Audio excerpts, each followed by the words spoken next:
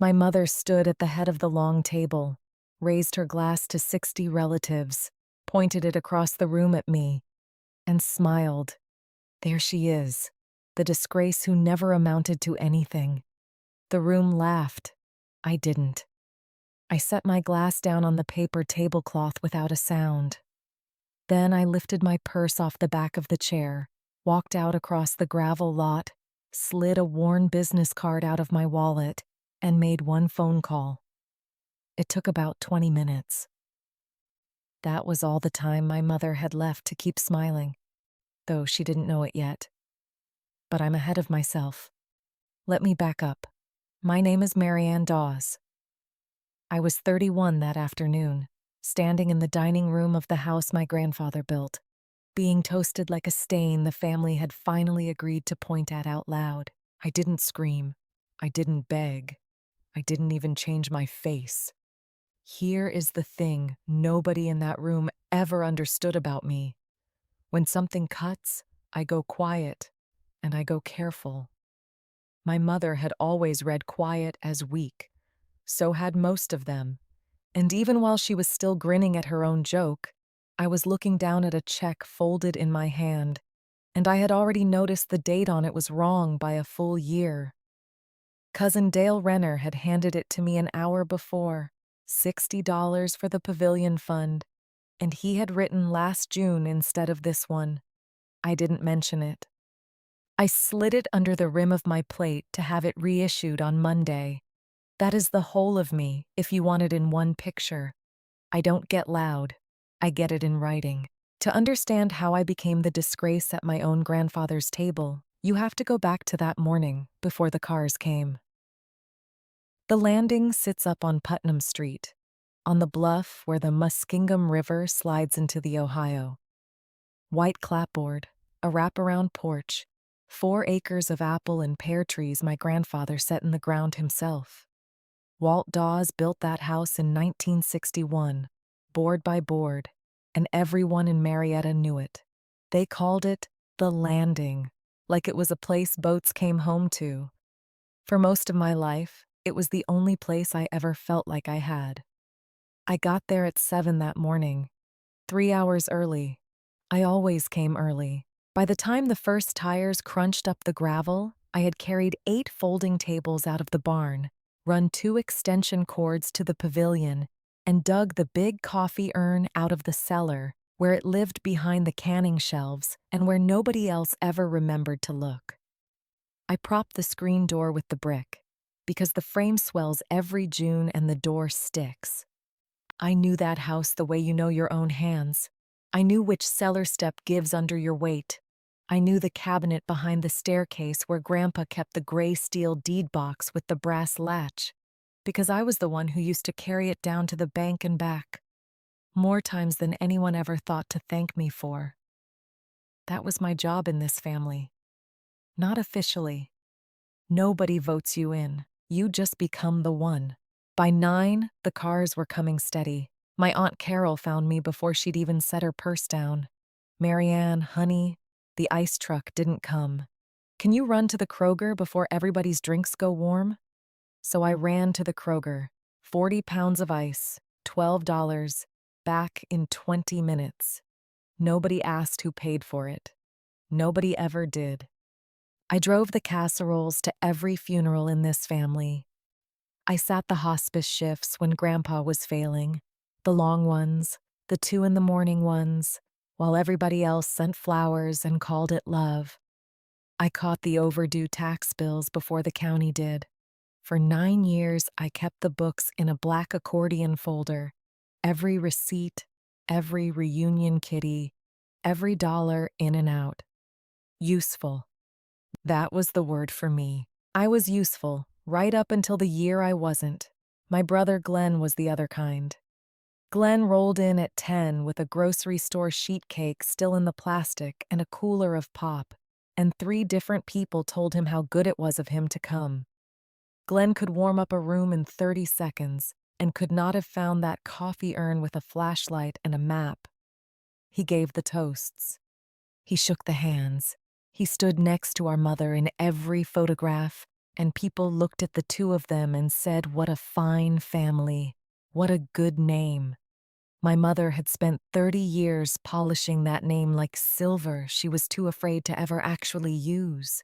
And then there was Lorraine, my mother. She came out onto the porch around 9, coffee in hand, and looked at the 8 tables I had already set. "You're early," she said. It wasn't a thank you. With her, it never was. "Wanted to get ahead of the heat," I said. She looked past me at the orchard, the long way, the way you look at something you are measuring instead of admiring. "Big day," she said. "We've got new plans for this place. You'll see." I should have heard it then. I didn't, not yet. There were 2 things in my wallet that morning, and they matter, so let me tell you about them. I had carried both for 3 years and never shown a single soul. When Grandpa Walt passed, 3 winters back, a lawyer named Halverson found me after the service. He handed me 2 things: a business card, plain cream stock, just his name and a downtown address, and a sealed envelope with my name across the front in Grandpa's slanted hand. Halvorsen said Walt had wanted me to have it.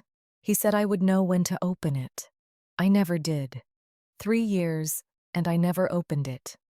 It rode in the billfold of my wallet behind my license, the corners gone soft from being carried. Some nights I told myself I would open it. Then I would decide I was not ready to read whatever a dying man had wanted to say to me, and I would put my wallet back in my purse, and the envelope would go on waiting. It was waiting that afternoon, too, folded right up against the card I was about to use. Around noon, before they called everybody in to eat, I walked the orchard. I did it every reunion. It was the one part of the day that belonged only to me. The rows of trees Grandpa pruned, the smell of cut grass and river mud coming up off the water. He used to walk me down these same rows in October with a paper sack, telling me which tree was a good keeper and which one would go soft by Thanksgiving. I was the only grandchild who ever wanted to learn it. I think we both knew that. At the far edge, past the last pear tree, somebody had driven a wooden stake into the ground. Fresh. A strip of bright orange plastic flagging knotted at the top, the kind surveyors use. There were 2 more down the property line, evenly spaced, and a smear of orange paint sprayed across the grass between them. That flagging had not been there at Easter. I stood there a while. I didn't call anybody over. I didn't make a sound. I just looked at the stakes and at the straight line they made through my grandfather's trees, and I felt something go cold and quiet under my ribs. When I came back up to the house, my mother had gathered a knot of relatives on the porch. Glenn at her elbow, naturally. I caught the tail end of it. "So the long and short of it," she was saying, "is we've got new plans for the property, good ones, the kind this family has needed for a long time." A few of them nodded like they already knew. My aunt asked something I couldn't quite hear. "Don't you worry about the particulars," Lorraine said, and she patted the porch rail like it was a horse she owned. "It's all handled. You'll see. It's all handled. You'll see." I had heard my mother say a great many things in 31 years. That one stuck the way a wrong note sticks in a song you know by heart. Handled by who? Handled how? A line of stakes through the orchard, new plans for a house that was never only hers, and that smooth, certain voice telling everyone not to trouble themselves over the details. I am the details person. I have always been the details person. They just only ever wanted that part of me when a bill came due. I didn't ask her what the stakes meant. I had never once learned anything worth knowing by asking my mother a direct question. But I knew something that morning that she had apparently let herself forget, standing there on a porch she thought belonged to her. The Washington County Recorder's Office, downtown on 2nd Street, closed its doors at 4, and it was barely 1 o'clock. I didn't announce that I was leaving. In 31 years, I had learned that nobody in that family tracked where I went, only whether the thing got done. So I found Aunt Carol in the kitchen, elbow deep in a tray of deviled eggs, and told her I was running into town for another bag of ice and a sleeve of paper cups. She waved me off without looking up. "You're a lifesaver, honey." She had forgotten me before the screen door slapped shut on its swollen frame. That was the strange mercy of being the useful one. I could vanish in plain sight. 60 people on those 4 acres, and not one of them would wonder where Marianne had gone, because Marianne going off to fix something was as ordinary as the river running. I took the gravel slow so the dust wouldn't drift up onto all those parked cars, then turned down off the bluff toward the water. Putnam Street drops out of the orchard country into the old end of Marietta, past the brick foursquares with their flags hung out for summer, down to where the Muskingum comes in wide and brown and lays itself against the Ohio. I have driven that street more times than I could count. Casseroles, prescriptions, Grandpa to his appointments, back when he still let me drive him. That afternoon, I drove it with both hands on the wheel and the radio off, and I did arithmetic the whole way down. New plans for the property. It's all handled. You'll see. A line of orange stakes walked straight through Walt Dawes's pear trees, my mother patting a porch rail like a thing she had already sold. The Washington County Recorder shared a floor with the auditor in a square brick building on 2nd Street, 2 blocks up from the landing where the boats tie off. I knew the building. I had carried Grandpa's gray steel deed box in and out of the bank down the street more times than anyone ever thanked me for. I had been inside this office twice on my own, once to straighten a tax parcel the year after he passed, once to record his death certificate against the property so the lines on it would stay clean. I knew how the place worked. That mattered, because a place like that runs on the few people who bother to learn it. The clerk behind the counter was about my mother's age, reading glasses on a beaded chain, a coffee mug that said "World's Okayest Gardener." She looked up when the door chimed. The clock on the wall behind her read 20 past 1. "I need to pull the chain of title on a parcel," I said, "and anything recorded against it in the last 2 years. I have the number." She slid a request slip across the counter. I had already written the parcel number from memory, the way some people can write down their own phone number without thinking. She raised an eyebrow at that, just slightly, then pointed me toward the public terminals along the far wall. "I want you to understand that I did not go down there angry. Anger is loud, and loud has never once worked for me in this family. I went down there the way I balance the reunion kitty every June, line by line, because the only thing I have ever trusted is what survives being written down. I don't get loud. I get it in writing. I had told myself that so many times over the years that it had stopped being a thought and become more like a pulse. The grantor-grantee index came up green letters on a black screen, the county too thrifty to ever update it. I typed in Dawes, Walter J., and let it run. The screen filled. Decades of a man's life in instrument numbers. The deed when he bought the 4 acres on the bluff in 1960. $1 and other valuable consideration. The mortgage he took to build the house, paid off and released in 1974. A right-of-way he gave the water company. A man builds a whole life, and the county keeps it in a list with no feeling in it at all. And then, 9 years back, one line I had never seen and had never been told about. Warranty deed. Walter J. Dawes, grantor. The Walter Dawes Trust, grantee. I read it 3 times. 9 years ago, while he was still strong enough to walk me down the orchard rows with a paper sack, my grandfather had quietly signed the landing out of his own name and into a trust. Not in his will. Not at his death, where the whole family could circle it like dogs around a dropped plate. 9 years ago, deeded clean and recorded on a Tuesday morning, While everyone assumed the old man would leave it the lazy way, the way people always assume, and let them all fight over it after, the house was not in Walt Dawes's estate when he died. It had not been his to leave for 3 years before he ever left us. It belonged to the trust, and a trust is not a feeling, and it is not the family's good name. It is a document, and documents have terms, and somebody had been holding those terms. I knew, the second I read that line, whose card had been riding in my wallet for 3 years. But I had not come for ancient history. I had come for what was fresh, and the freshest line on that screen turned my hands cold against the keyboard. 5 months ago, this past February, somebody had recorded a mortgage against the landing. Open-end mortgage. Lorraine M. Dawes, borrower. $410,000. The lender was a finance outfit out of Parkersburg, just across the river in West Virginia.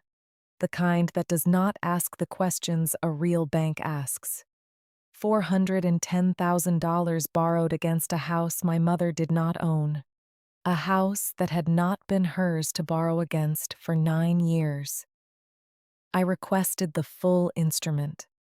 The clerk brought it up on the counter screen and printed the pages for me at $2 a sheet, and I stood there at the laminate counter and read every line while the printer chewed it out, hot and smelling of toner. It was all there in the dry language those things use.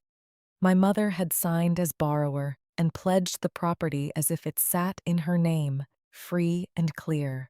The finance company had taken her word and a stack of papers and not pulled the chain of title back far enough to find the trust, because the cheap ones never do until something goes wrong.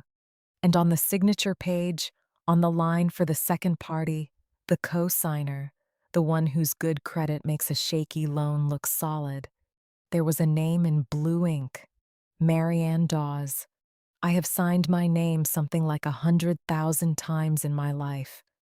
On report cards I forged for nobody because I was the kind of kid who didn't need to. On 9 years of reunion ledgers, on the back of every check I ever caught with the wrong date on it. I know the shape of my own name, the way I know my own breathing. And that was not it. Whoever had written it had leaned the letters forward, hurried and sure of themselves, the way my mother slants everything she writes. I keep mine straight up and down. Grandpa used to tease me for it, said I wrote like a fence post. I stood there with my forged name warm in my hand, and the whole shape of the day turned over inside me like a key. It was not cruelty. I had driven down that hill thinking the worst of it was cruelty, that my mother simply enjoyed having something to point at. But you do not forge a daughter's signature on a $400,000 note for sport. You do it because you are drowning. You do it because you have already borrowed against a house you do not own, and the payments have come due, and the only way out is to sell the place fast to a developer and pray the money lands before anybody opens the right drawer. And then you do one more thing. You make very sure that if your daughter ever stands up and says, "I never signed that," not one person in the room will believe her. You spend the spring telling the family she is unreliable. You spend the summer building toward a day when 60 relatives are gathered in one room, and you raise a glass, and you brand her the disgrace who never amounted to anything, so that her word is worth nothing before she even knows she'll need it. She wasn't humiliating me for fun. She was building a witness box and putting me in it and poisoning the jury in advance. I asked the clerk for certified copies, not plain prints. Certified, with the little embossed seal and the recorder's stamp, the kind that stand up in front of people who decide things. She charged me the fee and I paid it in cash and folded the receipt into the accordion pocket of my wallet with the others, because that is what I do. That is the only thing I have ever known how to do. There was a notary's stamp on the forged page, a name and a commission number out of the same county across the river. I wrote that down too, in the small spiral notebook I keep in my purse. the one nobody has ever once asked me about. Then I pulled the survey. It had been recorded 3 weeks ago, a plat that carved my grandfather's 4 acres into 11 building lots, with a cul-de-sac where the pear trees stand, filed on behalf of a company called Rivergate Development. The orange stakes at the orchard's edge suddenly had names and lot numbers.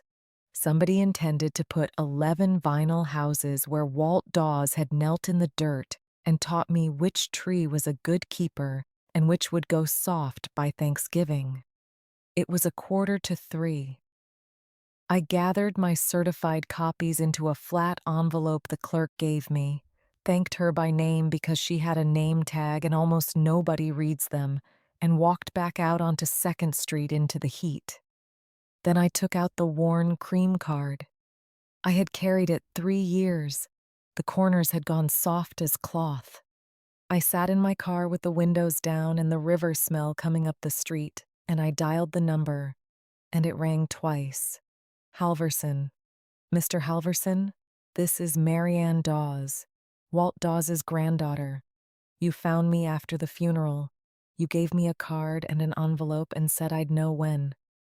There was a pause, and when he spoke again, his voice had changed, gone careful and warm at the same time, like a man who has been waiting a long time for a phone to ring and had half given up on it. Marianne, he said. Yes, I remember exactly. How can I help you? Today of all days.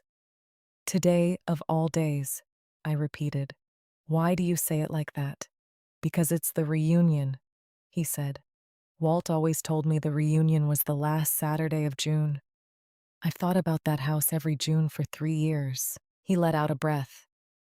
Tell me what's happened. So I told him.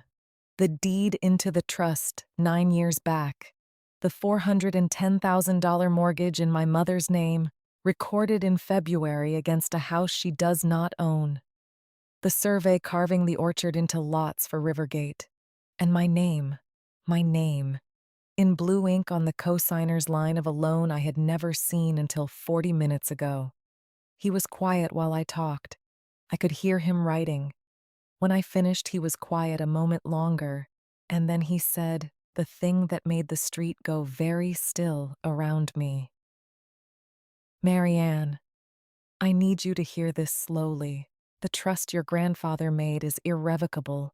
He did it 9 years ago, and he did it clean, with me sitting across the table from him, and it has never been touched. The landing has been held in that trust the entire time, and there is exactly one beneficiary named in it. He paused. It's you. The house, the orchard, the 4 acres on Putnam Street. It has been yours, free and outright, since the day he passed. 3 years now. You are the owner. You have always been the owner. Your mother had no more right to mortgage that property than she had to mortgage the courthouse. I sat in my car on 2nd Street with the river going by below me, brown and patient, and I did not cry and I did not laugh. I looked at the steering wheel. She forged my name, I said. Yes, he said gently. She did. And that is not a family matter anymore, Marianne. That is the kind of thing that has a name in the statute books, and a process to go with it. He let that settle. The question is what you want to do, and when, because I can be very useful to you. But this is your house and your name, and it has to be your word that starts it.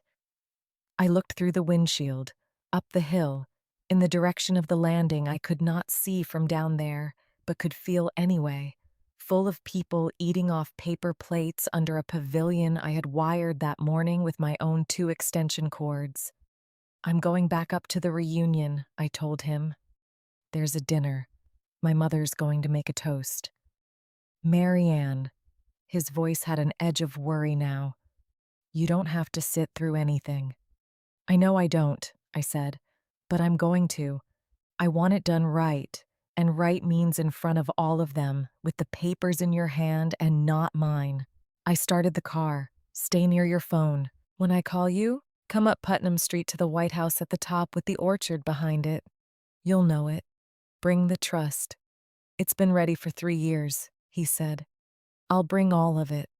I hung up and I drove to the Kroger because I had told Aunt Carol I was getting ice. And a person who has spent her whole life being believed about small, honest things does not get caught out on the day she finally needs that to mean something. 40 pounds of ice, a sleeve of cups, $12 and change, and I kept the receipt. Then I drove back up the bluff with a flat envelope of certified copies riding on the seat beside me. And I carried the ice in through the swollen door, and I set it in the coolers, and I let my mother believe she had won. They were calling everyone in to eat. The pavilion filled the way it always did, by smell before sound. Pulled pork sweating in the big roaster, the vinegar bite of Aunt Carol's slaw, sweet corn somebody had grilled until the husk corners went to ash. 60 people moved under the strings of lights I had hung that morning off the rafters with my own 2 extension cords, the orange one and the green one, run careful along the beams so no child would catch a heel on them. The lights held. They always held, because I was the one who checked them. Folding tables in 2 long rows down the center, paper plates already going soft under the heat, and the river down past the orchard turning the color of weak coffee as the sun came around behind the trees. I worked the room the way I have worked every reunion since I was old enough to carry a tray. I topped off the lemonade urn before it ran dry. I slid a folded coaster under the leg of the dessert table where it had started to rock on the flagstone. I caught little Bryce Dawes by the back of his shirt before he went headfirst off the porch step, set him on his feet, and pointed him back at his mother without a word. Nobody thanked me for any of it. Nobody ever has. That is not a complaint. It is just the shape of the thing. And that afternoon, the shape of the thing was the most useful tool I owned. Because a woman who is always moving with a pitcher in her hand is a woman nobody watches closely. In the flat envelope in my purse, leaned against the leg of the serving table where I could see it, were the certified copies, the little embossed seals, the recorder's stamp out of the brick building on 2nd Street, and folded in the accordion pocket of my wallet, soft as cloth from 3 years of carrying, was the cream card and the sealed envelope I had never once opened. I could feel it there against my hip every time I leaned to pour. I did not open it. I had carried it through 3 winters without opening it, and I was not going to open it standing over a tray of deviled eggs. Some things you save for when the ground is yours to stand on. My mother held court at the head of the long table the way she always did. In the good linen blouse she saves for funerals and Easter, her glass of the boxed Chardonnay she pretends is something better. Lorraine Dawes has a way of laughing that carries to the back of any room, a bright, practiced sound that tells everyone within earshot that things are well in hand, that the family is fine, that she has it all under control. She had been laughing that laugh all day. Every time it rang out across the pavilion, I thought about a finance company in Parkersburg and $410,000 and a name in blue ink that leaned forward the way she leans everything she writes. She tapped her glass with a butter knife. The bright ringing cut through the noise, once, twice, and the tables began to settle, faces turning up toward her like sunflowers, the way they have turned toward her my whole life. Somebody hushed a baby. Uncle Ray put 2 fingers in his mouth and whistled the last of the talkers quiet. My mother stood, and she smoothed the front of that good blouse, and she let her eyes go around the whole long sweep of the family before she spoke, gathering them, making sure she had every last one. "Before we eat," she said, "I want to say a few words, because it isn't every year we get all of us under one roof at the landing." There was a warm murmur. Somebody said, "Amen," like it was church. She talked about Grandpa Walt for a while, about the orchard he planted, the house he built with his own hands above the water, the family he had grown like a third crop. She got a catch in her voice at the right moment, the way she always does, and I watched two of my aunts dab at their eyes with their paper napkins. Then she talked about the future. New plans for the property, she said. Exciting things coming, she said. Things that would honor Walt's memory and set the family up for the next generation. It's all handled, she said, and she smiled out at them. You'll see. I stood at the serving table with the lemonade urn going warm under my hand, and I did not say a word. And then she found me. She lifted her glass, and she turned, and she pointed it across all those tables and all those faces, straight at me, where I stood in my apron with a ladle in my hand, and she smiled the brightest smile of the whole long day. And of course, she said, there she is, the disgrace who never amounted to anything. The room laughed. I want you to understand that it was not a cruel laugh, or not only cruel, it was easy. It was the comfortable laugh of people who have heard a thing said so many times it has stopped being an accusation and become a fact, like the weather, like the river being brown. Cousins laughed. Aunts laughed. Uncle Ray slapped the table. A woman I had driven to 3 separate doctor's appointments the winter before put her hand over her mouth and laughed at me through her fingers.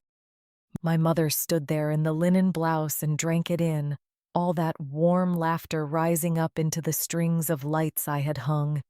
And for 1 second, her eyes met mine over the rim of her glass, and there was something in them that was not laughter at all. It was checking. It was a woman counting the house, making sure the jury had heard, making sure that when the day came that I stood up and said I never signed that paper, not one soul under that pavilion would do anything but laugh again. I did not argue. Anger is loud, and loud has never once worked for me in this family. I don't get loud. I get it in writing. I set down the ladle. I set down nothing else, because there was nothing else in my hands. I untied the apron from around my waist, folded it once the way I fold everything, and laid it over the back of the folding chair. A few people were still chuckling. My mother had already turned away to say something to Aunt Carol. The toast spent, the point made, me dismissed back into the furniture of the day. That was the thing she had always counted on, that I would absorb it and keep moving and refill the urn, because that is what the useful one does. She had built her whole afternoon on the certainty of it. I picked up my purse with the flat envelope inside. I walked down the length of the pavilion, past the long tables, past the roaster and the coolers full of the ice I had hauled up the hill, and nobody watched me go, because Marianne stepping out is as ordinary as the river running.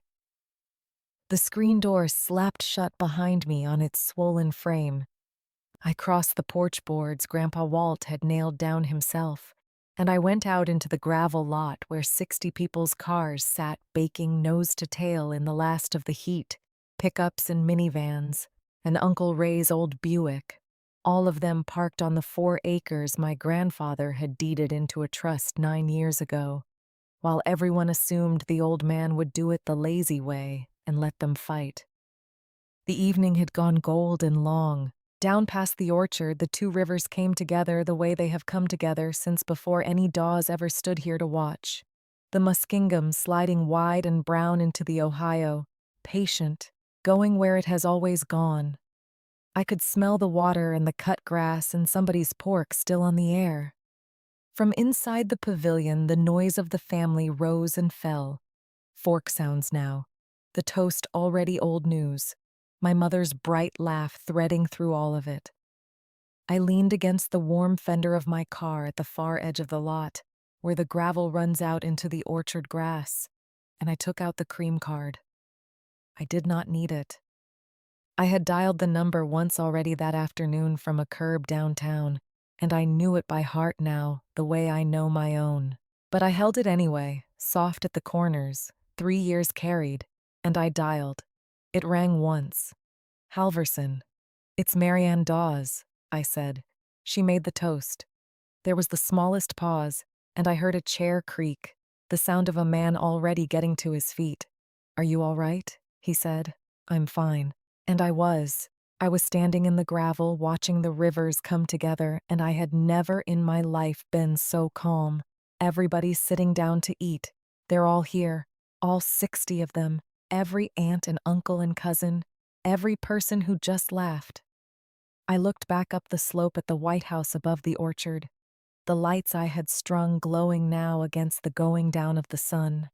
You said it had to be my word that started it, so I'm starting it. Come up. You're sure, he said. Once I walk in there, Marianne, it's a different kind of day. There's no folding it back up after. I have spent my whole life folding things back up, I said. Come up Putnam Street. White House at the top with the orchard behind it. I'll be on the porch. Bring the trust and bring the deed and bring whatever you've been carrying for 9 years. I heard him moving. Keys. A door. I've had it in a flat case by the door since the day Walt signed it, he said. I told you it was ready. I'm 12 minutes out. There's one more thing, I said. In February, she recorded a mortgage, $410,000 against the landing, in her name, with mine forged onto the cosign line. I have the certified copy in my hand. Notaries out of the same county across the river. I wrote the commission number down. The line was quiet for a moment, and when he spoke again, his voice had gone flat and careful, the voice of a man laying tools out in a row. You wrote the number down, he said. I always write it down. Marianne, he said, and there was something almost like respect in it. Your grandfather told me you were the only one of them who ever read the fine print. He was right. Stay on that porch. Don't say a word to anyone until I'm in the room. Let them finish laughing. I heard his car turn over. I'm coming up now. I hung up. I slid the card back into the soft pocket of my wallet, against the sealed envelope I still had not opened, and I walked back up across the gravel toward the house, slow, the way I take everything, so the dust would not drift up onto all those parked cars. The screen door let me back in. Nobody looked up. My mother was holding forth at the head of the table about the new plans, the exciting things, the future, her glass full again, her good name shining on her like the linen. I took my place back at the serving table, and I picked up the ladle, and I waited. 12 minutes is not a long time. It is exactly long enough for a family to get through the first helping and start eyeing the second. It is long enough for a woman to refill the lemonade urn one last time and straighten the stack of paper cups and feel the certified copies leaning against the table leg by her foot. I poured. I smiled when somebody held up a cup. I watched the gravel lot through the screen door where the gold light was going to amber, and I listened past all that easy noise for the sound of tires coming up off Putnam Street. At 4 minutes to 6, headlights swung across the orchard. A car I did not recognize came up the rise, slow and deliberate, found a gap at the edge of all those baking pickups, and stopped. The engine cut. For a moment, nothing moved up there at all, just the dust settling in the last of the light. Then the door opened, and a tall man in a gray summer suit got out with a flat leather case in his hand, the kind of case you carry papers in, and he stood for a second looking up at the White House Walt Dawes built, the way a man looks at a place he has heard about for years and never seen. Then he came across the gravel toward the porch, unhurried, the case steady at his side, and the screen door waited for him on its swollen frame. Inside, my mother was still talking. She had no idea the ground had already shifted under every chair in the room. The screen door dragged once on its warped frame and let him in, and for the first time all day, the person coming through it was not me.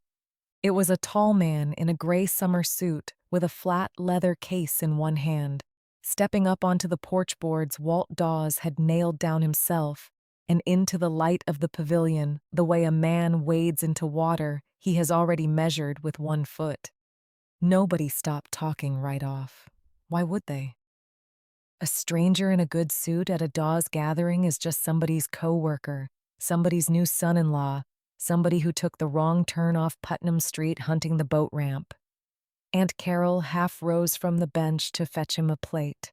Uncle Ray squinted at him over a forkful of slaw. And my mother, at the head of the long table with her glass filled again, kept right on about the future, about the exciting things coming for the property, her voice carrying bright and easy out over the clatter of 60 people eating. Halverson did not take the plate. He walked the whole length of the pavilion at that same unhurried pace, between the two long rows of tables, under the lights, and he stopped at the head of the table at my mother's shoulder, and he laid the leather case down flat on the linen between the rolls and her boxed Chardonnay. Mrs. Dawes. He did not say it to her, he said it to the table. My name is Halverson. I was Walter Dawes's attorney. I handled his estate, and I handle it still. The talk thinned the way it does when a room senses there is a thing it has not been let in on. My mother's smile stayed up on her face, but it changed underneath, and I knew the change because I have studied that smile my whole life. I know the one she means from the one she is holding in place with both hands. Well now, she said, light as air. We're right in the thick of supper. If this is business, it can surely keep until Monday. It can't, Halverson said, and he opened the case. He drew out a slim document backed in blue, the heavy kind with the stiff cover, and he set a second page beside it on the linen, and that second page carried the embossed seal and the recorder's stamp I knew by heart, because I had one exactly like it leaning against the table leg by my foot. This is the Walter J. Dawes Irrevocable Trust, he said, executed and recorded 9 years ago this coming September. I am going to read one part of it. 1.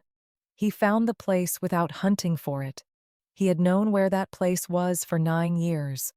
The real property known as the Landing, being 4 acres above the river at the foot of Putnam Street, together with the orchard, the dwelling, and all improvements thereon, is conveyed in full to the trust, one named beneficiary holding sole and present interest. He looked up from the page and out at all of them. That beneficiary is Marianne Dawes. For a second, it did not land. 9 years is a long word, and a trust is a cold one, and half that table had a roll stopped halfway to a mouth. Then it went through them the way river water goes through you a beat after you go under, cold from the inside out, and 60 faces turned, not up the table to my mother, down it, the long way, to me, where I stood at the serving table in no apron now with my hands folded quiet in front of me. My mother laughed. It was meant to be the same bright sound from the toast, but it came out a half-second late and pitched up at the end like a question nobody had asked. That is not, Walt would never have. He left it all to the family. We knew his wishes, every one of us. This man walks in off the road and... I recorded it myself, Halverson said, and he turned the second page so the people nearest could see the seal. Washington County Recorder, the brick building downtown on 2nd Street. Book and page are printed right here. So is the date. Any soul at this table is welcome to drive down Monday morning and pull it for themselves. It has been a matter of public record for 9 years. It was never sealed away. Nobody ever went and looked. He set one finger on a figure near the bottom. Appraised this past spring at a little better than $4 million. The whole of it sits in that trust, and has, since before half these children were born. Uncle Ray laid his fork down slow. Lorraine, he said, what new plans? She did not answer him. She was looking at the blue document on the linen like it might rise up off the cloth and walk. I spoke then, and my voice came out low and level, carrying just far enough down the table and no further. There is a surveyor's stake at the edge of the orchard, orange flag on the top of it. It went into the ground 3 weeks ago. Every head came around to me.